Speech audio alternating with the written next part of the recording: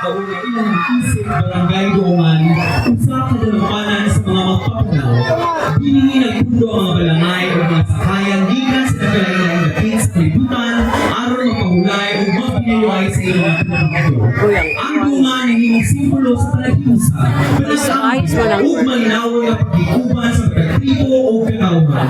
Di panguluhan sa usa ka isugol o matarong na nato, ang tribo ng puyong mga malinawon o nagkahinusa ng atiman sa nagyutang na tawan o nagpadayon sa ilang pangyarihan pinaagi sa pagbangsa, pagpamaligya o pagpatunay sa ilang kultura o tradisyon. Ang pag-usapan lang yung anak, mismo ng mga pirata na lumitubong sa pag-ilog sa ilang mahandi, pag-uba sa ilang pangyarihan o pagkaukaw sa pagkahinusa sa tribo. Walay kahadlok na bitindog ang dato uban sa iyong mga kauban aron kapisahan ang ilang yuta. Sa mapitas na palasangka, nakalatsa ng ikabuhi ang panagiyang kaisog hugma alang sa ikatawan nga nimo kabilin na dili mapapas. Sa taligwala sa kasubo, bitindog ang iyang anak na babae aron ipaday ng isugan sa iyang amahan. Uban sa kaisog, kaala o pagpusa-pusok sa panagiusa, ipagawanan niya ang aktibo sa pagkatubang sa mga pirata. Sa ilang panagiusok, ipinagdasyon na pili ang mga manunulong o nabawi ang kalinaw sa barangay Duongan.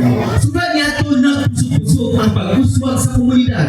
Nagpaday ang pagpamaligya o pagpinaluay sa mga produkto, milambo ang panginabuhian o mas naligon ang panagiusa sa matag kaliwatan.